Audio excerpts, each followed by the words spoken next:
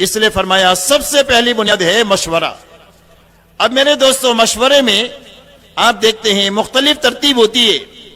ایک مسجد وار جماعت کا مشورہ ہے کہ اس میں کوئی ذمہ دار طے نہیں ہوتا، مشورے سے کوئی فیصلہ طے ہو کر مشورے کو چلاتا ہے، ہفتہ 10 دن 15 دن جو بھی ترتیب ہو۔ اس کے علاوہ کی ایک ترتیب یہ ہے کہ بھئی صوبوں میں، ملکوں کے اندر میں شورا کی معین جماعت ہوتی ہے، اور وہ جماعت فیصل کی تبدیلی کے ساتھ میں وہ اپنے مشورے کے نظام کو چلاتی ہے اور پورے ملک کے نظام کو چلاتی ہے۔ یہ ترتیب ہے پوری دنیا میں، اور یہی ترتیب نظام الدین میں بھی چلی۔ حضرت جی رحمت اللہ علیہ کے انتقال کے بعد میں حضرت جی رحمت اللہ علیہ نے جو شورا بنائی تھی، اس شورا میں سے 10 آدمی تھے، اس 10 میں سے 5 نظام الدین میں تھے۔ تو مولانا میاں جی محراب اور مولانا عمر صاحب رحمت اللہ علیہ کے انتقال کے بعد میں یہ تین بچے، مولانا اظہار صاحب، مولانا زبیر صاحب اور مولانا سعد صاحب۔ اور یہ مولانا اظہار الحسن صاحب بڑے تھے تو وہ خود ہی چلا رہے تھے مشورے کو، لیکن ان کے انتقال کے بعد میں مولانا زبیر صاحب اور مولانا سعد صاحب یہ دونوں باری باری فیصل بن کر کے ہی مشورے کو چلاتے تھے، کہ 3 دن مولانا زبیر صاحب فیصلہ کرتے تھے، 3 دن مولانا سعد صاحب کرتے تھے۔ تو یہ مشورے کی ترتیب ہے پوری دنیا میں کہ شورا سے کام چلے گا اور فیصل کی تبدیلی کے ساتھ چلے گا۔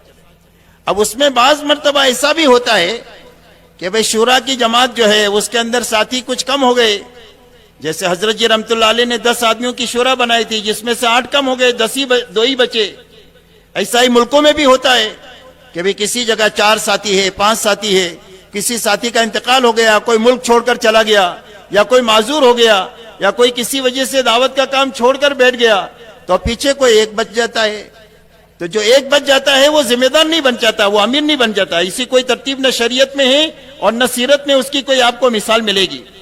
یہ جو کچھ دلائل ہے وہ سارے دلائل بے بنیاد ہے، بلکہ اس میں یہ ہوگا کہ جو ایک فرد بچا ہے تو وہ فرد شورا کا فرد بچا ہے، وہ امیر نہیں بچا، کہ وہ امیر نہیں بنے گا۔ امیر تو بنانے سے بنتا ہے، خود کوئی امیر بن نہیں جاتا۔ یہ اچھی بات سمجھنے کی ہے کہ شیطان یہ دھوکہ دے رہا ہے کہ ایک آدمی بچ گیا تو وہ امیر بن گیا۔ حالانکہ کسی کمپنی میں 3 آدمی اگر پارٹنر ہو تو 2 پارٹنر مر جائے تو پیچھے پارٹنر بچے گا کہ مالک بچے گا؟ کیوں بھائی، پیچھے بچنے والا مالک بچا کہ پارٹنر بچا؟ پارٹنر بچا تو مالک کیسے بن جائے گا؟ تو یہ جو ہے وہ یہ بے بنیاد باتیں ہیں۔ تو اس لیے یہ ترتیب ہے کہ بھئی اگر ایک آدمی بچا ہے تو شورا کی تکمیل ہو جائے، اور شورا کی تکمیل ہو کر کے پھر اس کے بعد میں بحسن خوبی اس کام کو چلایا جائے۔ بہرحال فرمایا سب سے پہلی بنیاد جو ہے یہ مشورہ ہے، اور مشورہ اس بنیاد پر ہوگا، ان چیزوں سے بچ کر ہوگا۔ اگر مشورہ ختم ہو گیا یا مشورے کا رخ بدل گیا تو اس کا سب سے پہلا اثر جو ہوگا وہ اجتماعیت پر پڑے گا۔ اس لیے کہ کام کرنے والے عملے کو سمیٹے رکھنے کی اور جوڑے رکھنے کی جو سب سے بڑی طاقتور ہے اور قوت حاکمہ ہے وہ مشورہ ہے، کہ جو مشورہ سب کو جوڑ کر کے رکھتا ہے جب صحیح بنیادوں پر ہوتا ہے۔ اب مشورہ ختم ہو جائے یا اس کا رخ بدل جائے تو اس کا سب سے پہلا اثر جو پڑے گا وہ اجتماعیت پر پڑے گا۔ اسی لیے مولانا الیاس صاحب رحمت اللہ علیہ نے فرمایا کہ دوسری بنیاد جو ہے وہ اجتماعیت ہے۔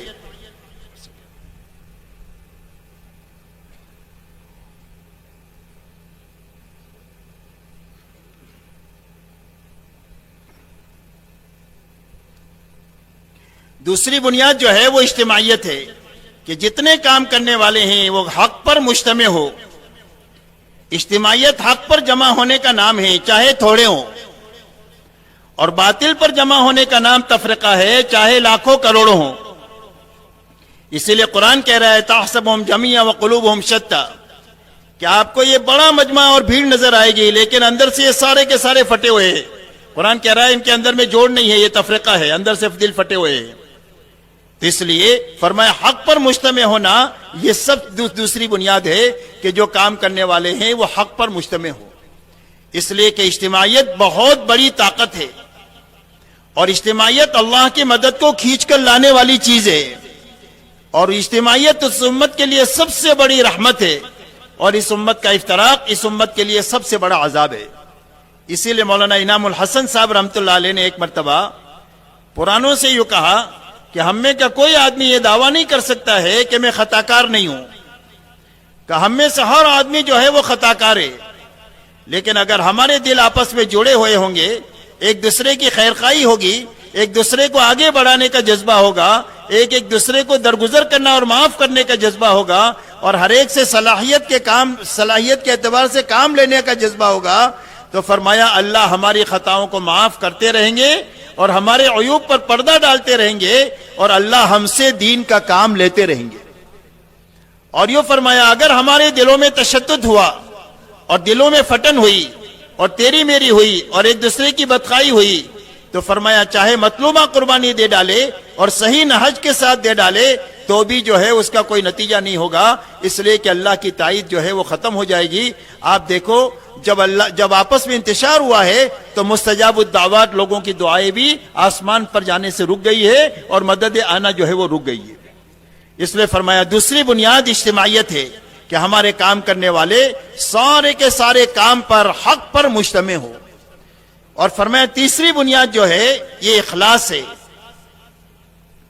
کہ سارے کام کرنے والوں کے سامنے صرف اللہ ہو اور آخرت ہو، کہ اس محنت کے ذریعے سے ہم کیا چاہتے ہیں؟ فرمایا یہ چاہتے ہیں کہ اللہ کی رضا پر جیے، اللہ کی رضا پر مرے، اور اس محنت کے ذریعے سے ہم یہ چاہتے ہیں کہ اللہ ہماری آخرت بنا دے، بس اور ہم کچھ نہیں چاہتے۔ فرمایا یہ تیسری بنیاد ہے، اگر ان تین بنیادوں میں سے کوئی ایک بنیاد بھی اگر ختم ہوئی کام میں سے تو فرمایا کام بھی خطرے میں آ جائے گا اور کام کرنے والے بھی خطرے میں آ جائیں گے۔ اس لیے ہر کام کرنے والا اللہ کو اور آخرت کو سامنے رکھ کر کے چلے، اس لیے کہ جب اللہ کو اور آخرت کو سامنے رکھ کر چلے گا تو نہ یہ فتنہ کرے گا نہ فتنہ کرنے کا ذریعہ بنے گا، اس لیے کہ اللہ اور آخرت جھگڑے کی چیز ہی نہیں ہے، اللہ جھگڑے کی چیز نہیں ہے اور آخرت بھی جھگڑے کی چیز نہیں ہے۔ جھگڑے کی دو چیزیں ہیں، حب مال ہے اور حب جاہ ہے۔ یہ دنیا میں دو جھگڑے کی چیزیں ہیں بڑی بڑی، مال کی محبت اور بڑا بننے کی محبت۔ فرمایا جہاں مال کی محبت آئے گی وہاں پر تشدد اور اختلاف شروع ہوگا، اور جہاں بڑا بننے کا جذبہ پیدا ہوگا وہیں پر افتراق اور تشدد جو ہے وہ پیدا ہوگا۔ ورنہ جہاں آخرت اور اللہ ہے فرمایا وہاں کبھی بھی نہ فتنہ ہوگا اور نہ فتنہ کرنے کا آدمی جو ہے وہ ذریعہ بنے گا۔ اسی لیے کتابوں میں آتا ہے کہ حضرت عبداللہ ابن عمر رضی اللہ تعالیٰ عنہ ایک مرتبہ ایک جگہ سے تشریف لے جا رہے تھے، دیکھا ایک مجمع بیٹھا ہوا بات چیت کر رہا ہے، اتنے میں ایک بڑا آدمی فاخرہ لباس میں اونٹنی پر، بڑی اچھی اونٹنی کے اوپر، اچھی زین کے اوپر سوار ہو کر کے وہاں اترا ان کے بیچ میں، اور بیٹھتے ہی اس نے یوں کہا کہ اس امر خلافت کا ہم سے زیادہ حقدار کون ہو سکتا ہے؟ یعنی جو خلافت کا مسئلہ ہے سب سے زیادہ حقدار ہم ہیں اس کے۔ تو حضرت عبداللہ ابن عمر رضی اللہ تعالیٰ عنہ فرماتے ہیں کہ میرے کان میں آواز آئی اس کی، تو میرے دل میں یہ بات آئی کہ میں اس سے کہوں کہ اس امر خلافت کا حقدار وہ ہے جس نے تجھ کو اور تیرے باپ کو مسلمان بنایا، وہ زیادہ حقدار ہے اس کا۔ لیکن فرمایا مجھے آخرت یاد آ گئی اور جنت کی نعمتیں یاد آ گئی، تو میں نے کہا اپنے کو یہ جھگڑے میں پڑنا نہیں ہے۔ تو جو اللہ کو اور آخرت کو سامنے رکھ کر چلے گا وہ کبھی جھگڑا کرے گا نہیں، نہ فتنہ کرے گا، نہ امت کو توڑے گا، نہ امت کے توڑنے کا ذریعہ بنے گا۔ اس لیے فرمایا کہ یہ تین بنیادیں ہیں، اگر یہ تین بنیادیں محفوظ ہے تو کام بھی محفوظ ہے اور کام کرنے والے بھی محفوظ ہے۔ اب میرے محترم دوستو، یہ اتنا عالی کام اللہ تعالیٰ نے ہمیں عطا فرمایا ہے، اب اس کام کو اچھی طرح ہم کو سمجھنا ہے۔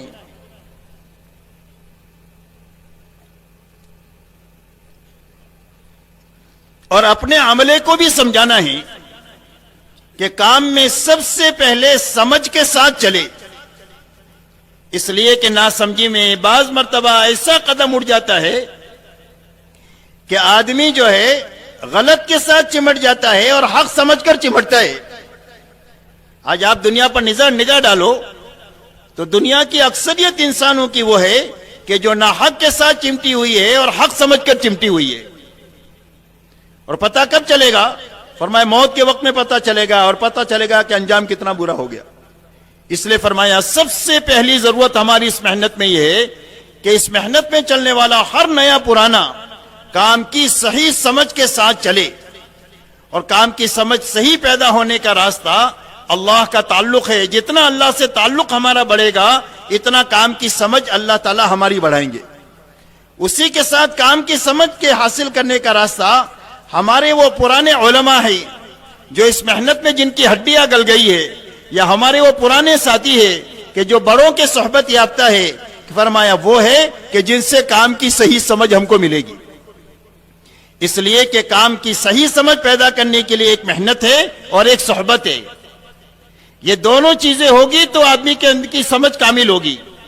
محنت ہے، صحبت نہیں ہے، تو آدمی کی سمجھ کامل نہیں ہوگی. اس لیے صحبت کے سمجھ کے کامل ہونے کے لیے ضروری ہے کہ محنت سے بھی گزرے اور آدمی صحبت سے بھی گزرے. تو جو صحبت یافتہ لوگ ہیں ان کے ذریعے سے کام کی صحیح سمجھ اور کام کی اونچ نیچ کو اچھی طرح سمجھنا، تاکہ ہم حق پر چلیں اور حق پر جیے اور حق پر مرے. اسی لیے حضور صلی اللہ علیہ وسلم کی مسنون دعا میں ہے، اللہم ارنا الحق حقا وارزقنا اتباعہ وارنا الباطل باطلا وارزقنا اجتنابہ. اے اللہ، حق کا حق ہونا سمجھا دے اور اس پر چلنے کی طاقت عطا فرما دے. یہ دو نعمتیں ہیں مستقل. ایک حق سمجھ میں آنا، یہ مستقل ایک نعمت. پھر حق پر چلنے کی طاقت پیدا ہونا، یہ مستقل ایک نعمت. ایسا ہی باطل کا باطل ہونا سمجھ میں آئے، یہ ایک مستقل نعمت. اور پھر باطل سے بچنے کی طاقت پیدا ہو، یہ مستقل نعمت. اس لیے کہ دنیا میں یہ اغراض کی دنیا ہے، اس میں بہت سارے عوارض ایسے ہوتے ہیں کہ آدمی حق سمجھ کر کے بھی حق پر نہیں چل پاتا. پتہ نہیں کیا کیا عوارض ہوتے ہیں. ایسا ہی چیز باطل ہے لیکن اس کے ساتھ باطل سمجھ کر چمٹا ہوا ہوتا ہے عوارض کی وجہ سے، اور آدمی ہمت نہیں کر پاتا. یہاں تک کہ جب انجام آتا ہے تو اس وقت میں خون کے آنسو ہوتا ہے اور اس کے آنسو کا پوچھنے والا کوئی نہیں ہوتا. اس لیے میرے محترم دوستو، ہمارا یہ کام ہے اور ہمارے یہ کام کی یہ بنیادیں ہیں. الحمدللہ ثم الحمدللہ. یہ پورا کام اپنی صحیح بنیادوں کے ساتھ اور اپنے صحیح اصولوں کے ساتھ اور ساری بد پرہیزیوں سے بچتے ہوئے 3 بزرگوں کے زمانے میں یہ چلتا رہا. مولانا الیاس صاحب رحمۃ اللہ علیہ سے اللہ نے کام کو شروع فرمایا، اور مولانا الیاس صاحب نے اپنے آپ کو بھی مٹا دیا اور جو کچھ ان کے پاس تھا اس کو بھی لگا دیا. اور اتنا لگایا کہ نظام الدین میں فاقے آ گئے کہ گلر کے سوا روزہ کھولنے کے لیے کچھ نہیں ہے اور افطاری کے لیے بھی کچھ بھی نہیں ہے. اتنا لگا. اس لیے کہ اس محنت، یہ تو محنت لگانے کے لیے ہی ہے، بنانے کے لیے نہیں ہے. کمانے کے لیے دنیا پڑی ہے، پیسہ بنانے کے لیے. یہ محنت دعوت کی تو لگانے ہی کے لیے ہے. کمینہ آدمی وہ ہے جو اس محنت کو دنیا کمانے کا یا بڑا بننے کا ذریعہ بنائے. اس لیے میرے دوستو، ایک تو مولانا الیاس صاحب رحمۃ اللہ علیہ نے اپنے آپ کو بھی مٹایا اور اپنے پاس جو تھا اس کو بھی لگا دیا. اور کام کے سوا ان کے ذہن میں کچھ بھی نہیں تھا کہ ایک مرتبہ امت سنبھل جائے، ایک مرتبہ امت جو ہے وہ راہ راست پر آ جائے. اس کے بعد مولانا یوسف صاحب رحمۃ اللہ علیہ کو اللہ تعالیٰ نے مولانا الیاس صاحب کے بعد میں موقع دیا، اور سن 44 میں مولانا الیاس صاحب رحمۃ اللہ علیہ کا انتقال ہو گیا. تقریباً 26 میں کام شروع ہوا ہے اور تقریباً 18 سال کام کا موقع ملا، جس میں اپنے آپ کو مٹایا، گلایا اور اللہ ایک کام کو دھکا دے کر کے گئے. اس کے بعد میں 44 میں انتقال ہوا. اس کے بعد مولانا یوسف صاحب رحمۃ اللہ علیہ کو مولانا الیاس صاحب کی بنائی ہوئی شورا کے ذریعے سے ان کو ذمہ دار طے کیا گیا کہ بھئی اب یہ ذمہ داری سنبھالیں. اور مولانا الیاس یوسف صاحب رحمۃ اللہ علیہ نے بھی پوری دنیا سے اپنے آپ کی نگاہ کو ہٹا کر پوری طرح آخرت کو اور امت کو سامنے رکھ کر اپنے آپ کو اتنا انہماک کے ساتھ لگایا کہ 4 مہینہ نظام الدین کی مسجد میں ایسے گزر جاتے تھے کہ ایک دیوار کے بعد مولانا کا گھر ہے اور 4 مہینے تک مولانا گھر نہیں جاتے تھے. اور جب مولانا گھر پر جاتے تھے تو گھر والوں کی عید ہو جاتی تھی کہ مولانا گھر میں آ گئے. اتنا انہماک کے ساتھ میں کام کو لگایا. اور الحمدللہ آپ جانتے ہیں کہ اللہ تعالیٰ نے ان کے زمانے میں خوب خیر و خوبی کے ساتھ میں ہر قسم کی خرابی سے کام کو بچا کر کے اللہ تعالیٰ نے کام کو آگے بڑھا دیا. اس کے بعد مولانا یوسف صاحب رحمۃ اللہ علیہ کے انتقال کے بعد میں مولانا انعام الحسن صاحب کو مشورے سے امیر بنایا گیا. اس لیے کہ امیر بنتا نہیں ہے شریعت میں، امیر بنایا جاتا ہے اور اہل و حل و عقد کے ذریعے سے بنایا جاتا ہے. کچھ عوام ناسمجھ لوگوں کے کسی کو امیر کہنے کی وجہ سے کوئی امیر نہیں بن جاتا ہے، بلکہ اس کا ایک شرعی طریقہ ہے. اس شرعی طریقے سے امارت جو ہے وہ وجود میں آتی ہے.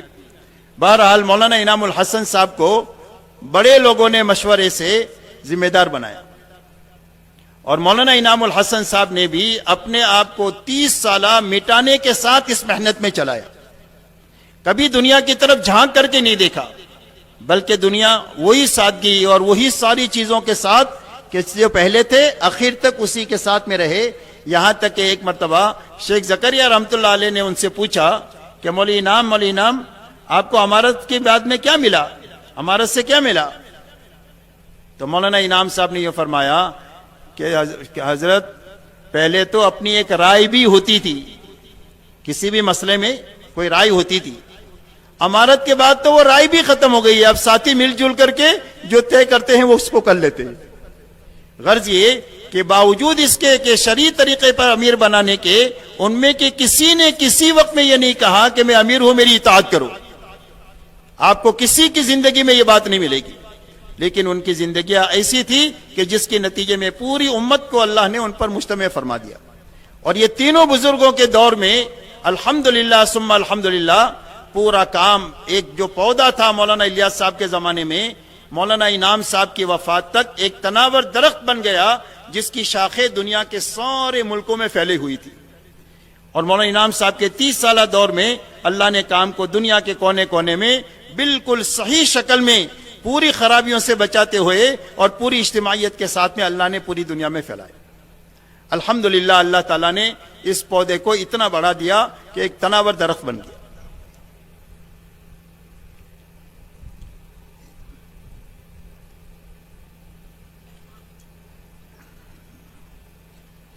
اب میرے دوستوں، مولانا انعام الحسن صاحب رحمۃ اللہ علیہ کے انتقال کے بعد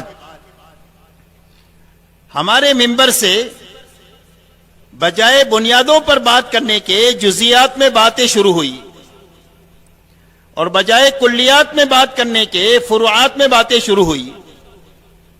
جو طاقت بنیادوں پر لگنی تھی وہ جزیات میں لگنا شروع ہوئی، اور اس کی نقل کرنے والے بھی سینکڑوں لوگ جو ہے وہ مل گئے، اور اسی کے ساتھ میں کام کو ثابت کرنے کے لیے ایسا اسلوب اپنایا جانے لگا کہ جس کے ذریعے سے دینی شخصیتوں کے اوپر بھی تنقید شروع ہوئی، اور اسی کے ساتھ دینی شعبوں کے اوپر بھی آنچ آنا شروع ہوئی۔ تیسرا میرے دوستوں کام یہ ہوا کہ قرآن اس کام کو ثابت کرنے کے لیے، حالانکہ کام تو پوری طرح ثابت تھا، تینوں بزرگوں کا دور ایسا روز روشن کی طرح ثابت تھا کہ پورے کام کرنے والے کام پر مجتمع تھے۔ کوئی بھی بات نظام الدین سے کہی جائے، چھوٹا بڑا نیا پرانا بلا چونو چرا فوراً اس کو کرتا تھا، اسی کو کہتا تھا۔ سارے علماء حق اور مشائخ اعظام اور سارے ایمان والے کام پر مجتمع ہو گئے تھے۔ عوام کا اعتماد دن بدن کام پر بڑھتا ہی جا رہا تھا کہ جہاں پر ایک دن کی جماعت نکلتی تھی وہاں سینکڑوں جماعتیں 3 دن کی نکلنے لگی، اور جہاں پر ایک چلے کی جماعت نکالنا مشکل تھا وہاں سینکڑوں جماعتیں نکلنے لگی۔ یہ عوام کے کام پر اعتماد ہی کی وجہ سے ہوا کہ جس کے نتیجے میں عوام میں کام کا اعتماد بڑھا۔ لیکن اس کو ثابت کرنے میں بعض مرتبہ ایسی باتیں کہی گئی کہ جس کو علماء نے اور مشائخ نے قرآن اور حدیث کے اندر میں تحریف سمجھا کہ یہ قرآن اور حدیث کی ہمارے جمہور اہل سنت والجماعت نے جو تشریح کیا ہے اس سے ہٹی ہوئی یہ باتیں دعوت کے پلیٹ فارم سے ہو رہی ہے کہ جو اس کے کام کو نقصان پہنچانے والی ہے، فائدہ پہنچانے والی نہیں۔ اسی کے ساتھ ایک غلط فہمی کے نتیجے میں، غلط فہمی یہ ہے کہ بھئی کچھ زمانہ کام پر ایسا گزرا ہے کہ جس میں جہالت اور ناسمجھی رہی ہے، لہذا جس کی وجہ سے کام کا نقصان ہوا ہے، لہذا میں اپنے زمانے میں کام کو ٹھیک کرنے کے لیے نئی نئی چیزیں بھی چلائی گئی، اور وہ نئی نئی چیزیں ایسی چلائی گئی کہ جو ساتھیوں میں اعتماد میں لائے بغیر چلائی گئی۔ اب ہمارا کام علاقائی کام تو ہے ہی نہیں، اور ہمارا کام طبقاتی کام بھی نہیں ہے۔ علاقائی کام کہتے ہیں کہ بھئی ہندوستان کا کام ہے، تو یہ ہندوستان کا کام تو ہے ہی نہیں، اور طبقاتی کام اس کو کہتے ہیں کہ بھئی یہ تاجروں کا کام ہے، کہا نہیں، نہ طبقاتی ہے نہ علاقائی ہے، ہمارا تو کام عالمی ہے اور پوری امت کو سامنے رکھ کر کے ہو رہا ہے۔ تو اس میں کوئی بھی بات ایسی چلے گی کہ جو عالم لے اور پوری امت اس کو لے۔ کوئی ایک علاقہ والا اپنی مرضی سے کوئی بات طے کرنا چاہے گا تو وہ نہیں ہو سکتی، اسی لیے مشورے کی طاقت رکھی گئی ہے۔ اور اسی لیے حضرت جی رحمت اللہ علیہ نے جو شورا بنائی تھی، اس شورا میں جو 10 آدمی تھے اس میں اپنے یہاں کے بھی تھے، پڑوس کے بھی تھے اور بنگلہ دیش کے بھی تھے، اس لیے کہ یہ تینوں ملکوں کا کام معیاری کام ہے، اور جو کوئی بھی ایک آدمی ہو یا ایک جماعت ہو ہمارے اس ملک میں یا کہیں پر بھی وقت لگانے کے لیے آتے ہیں تو ان کی ترتیب یہ بنائی جاتی ہے کہ ایک ایک چلہ یہ تینوں ملکوں میں لگاوے، اس لیے کہ تینوں ملکوں کا معیاری کام ہے، تو وہاں سے کام کی پوری سمجھ تینوں ملکوں میں وقت لگا کر کے لے کر کے جائے۔ اسی کے ساتھ یہ تینوں ملکوں کے لوگ دنیا کے اکثر ملکوں میں رہتے ہیں، ہر مسجد میں آپ کو یہ تینوں ملکوں کے ساتھی ایک مسجد وار جماعت میں ملیں گے۔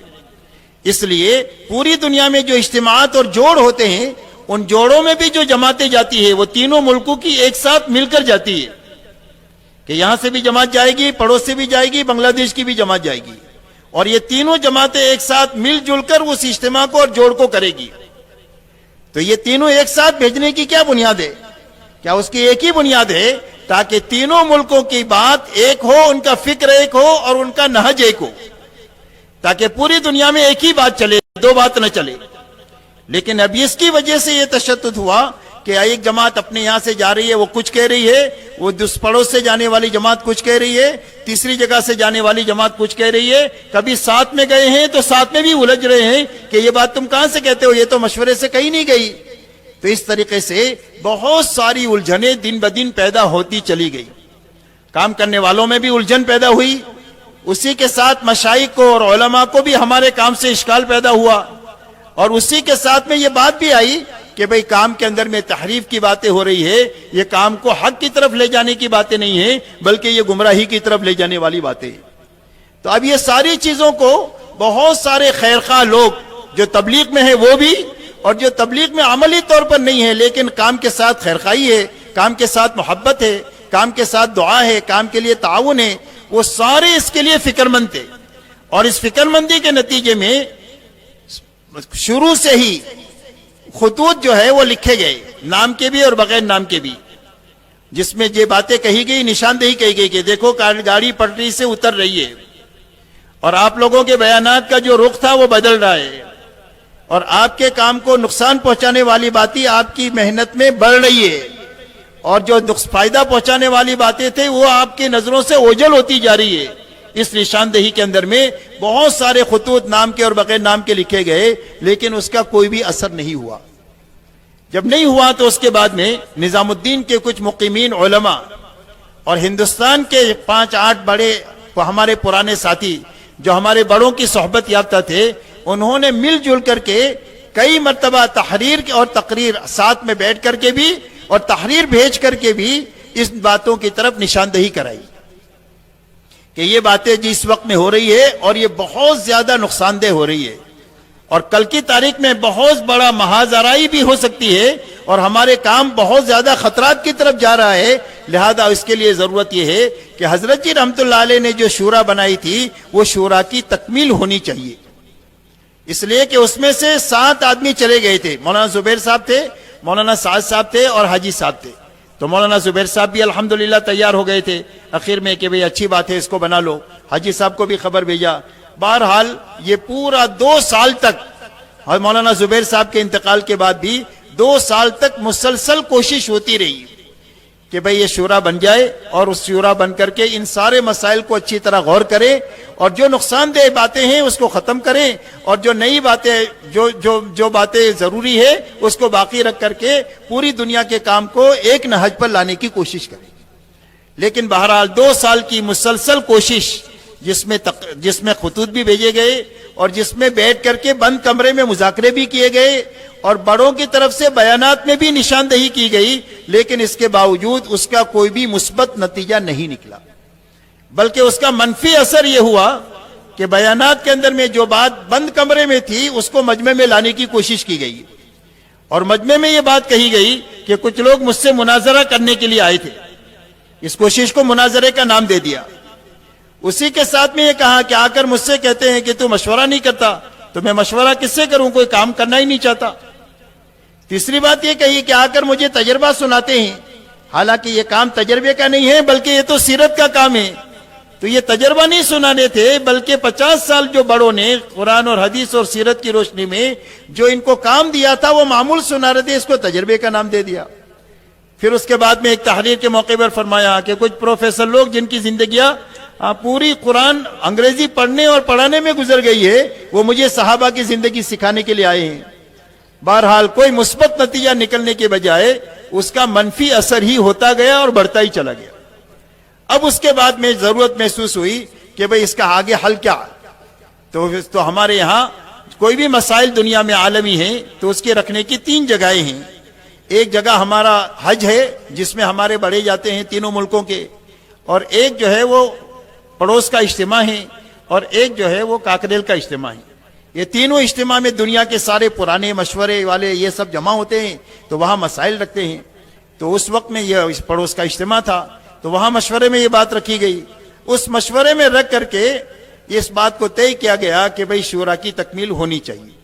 حاجی صاحب نے بھی اس کو قبول کیا اور پوری دنیا کے پرانے جو ہے وہ بھی اس پر متفق ہوئے کہ اس کی ضرورت ہے, اس کے بغیر ہمارا کام محفوظ نہیں ہو سکتا ہے.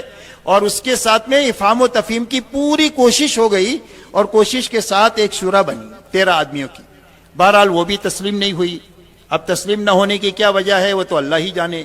بظاہر اس میں ہمیں تو کوئی بات سمجھ میں ہی نہیں آتی ہے کہ کام کے نقصان کی بات ہو. بظاہر اس میں تو کام کے نفع ہی کی بات ہے کہ بھئی تینوں ملک والے آپس میں مل جل کر کوئی بات کو طے کرے اور ایک صحیح رخ سے اس کام کو دنیا میں چلائے. بہرحال یہ ساری چیزیں ہوتے ہوتے ہمارے کچھ ساتھیوں سے اپنے ملک کے ساتھیوں نے یوں کہا کہ بھئی آپ لوگ کیا کر رہے ہو, کچھ سمجھ میں آوے, ہم کو تو پتہ چلتا نہیں, دن بدن بات تو بگڑتی ہی جا رہی ہے. تو پھر انہوں نے سوچا کہ چلو ہمارے کچھ ساتھیوں کو جمع کر کے کچھ باتیں ان کے سامنے رکھے. چنانچہ کچھ ساتھی ایک جگہ جمع ہوئے, 50-60 ساتھی, اور ان کے سامنے یہ ساری کوشش رکھی کہ ہم نے اتنے خطوط لکھے, اتنی مرتبہ مذاکرے کیے, اور یہ ہوا یہ ہوا یہ ہوا یہ ہوا, لیکن اس کا نتیجہ یہ ہے. اب آپ حضرات طے کرو, اگر آپ کہو تو ہم آگے بڑھیں, اور اگر آپ کہو تو ہم یہیں چھوڑ دیں. کام کا جو حشر ہے وہ اللہ تعالیٰ اللہ ہی اس کی حفاظت کرے. تو سب متفقہ طور پر یہ طے کیا کہ نہیں, کام کی حفاظت کے لیے ہم کو کوشش چالو رکھنا چاہیے اور اللہ سے دعا مانگتے رہنا چاہیے. اسی کے درمیان میں ایک بات یہ ہوئی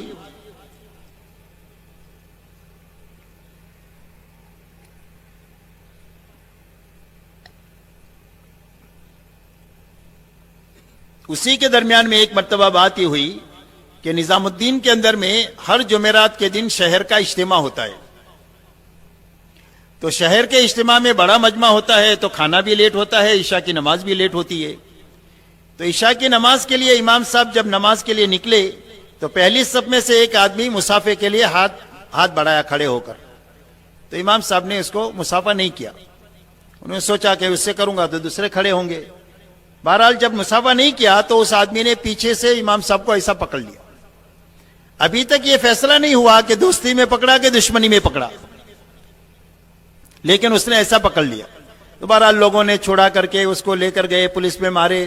پولیس نے جو ہے نا اس کو پاگل سمجھ کر کے چھوڑ دی. تحقیق حال کیا تو پتا چلا کہ بھئی اس نے اپنی بیوی کو طلاق دے چکا ہے, 3 مہینے سے یہ گھر سے باہر ہے, اس کا پتہ ہی نہیں یہ کہا ہے. ایسا آدمی کی یہ دماغی حالت تھی جس نے یہ کام کیا.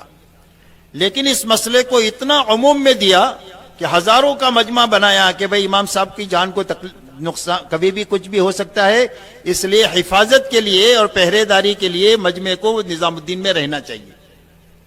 اب ہمارے یہاں پر تقاضے 2 تھے, ایک تو دعوت کا تقاضا اور ایک خدمت کا تقاضا. کہ جو کوئی بھی وہاں 2 مہینے میں جاتا تھا یا تو دعوت کے تقاضے کے لیے جاتا تھا یا خدمت کے لیے جاتا تھا. اب یہ تیسرا تقاضا شروع ہوا نگرانی کا اور حفاظت کا, اور اس کے لیے 50 آدمیوں کی تشکیلیں ہوئی. اب جو لوگ یہاں پر آئے وہ اس نظریے کے ساتھ آئے کہ ہم تو یہاں نگرانی کے لیے آئے, ان کو دعوت سے کوئی سروکار نہیں. اور پھر ان کا ذہن بھی یہ بنا کہ یہ اپنے ہی یہ پرائے ہیں. تو اب لوگوں کو دیکھنے کا انداز بھی بدل گیا, کس نظر سے کس کو دیکھ رہے, کس نظر سے کس کو دیکھ رہے. بہرحال یہ بات بگڑنا شروع ہوئی, اور پھر اس کے بعد شور شرابہ, مار پیٹ, خون خرابہ, اور پتہ نہیں جو کچھ ہوا وہ آپ کے سامنے ہے. اب یہ ساری کوششیں پوری طریقے سے ہوتی رہی, لیکن اس کا کوئی اثر ہوا نہیں, اور آئندہ بھی اس کا کوئی امکان بچا نہیں. تو جا کر کے ہمارے بڑوں نے یہ فیصلہ کیا کہ اب موجودہ جو صورتحال ہے کہ جس میں کام خطرات کی طرف جا رہا ہے, اور ہمارے علماء اور مشائخ بھی ہمارے کام سے جو ہے وہ غیر مطمئن ہوتے جا رہے, ایسے وقت میں اس رخ کے ساتھ چمٹے رہنا یہ کام کی حفاظت میں نہیں ہے بلکہ کام کے لیے نقصان دہ پہلو ہے. اب کام کی حفاظت کا کیا راستہ؟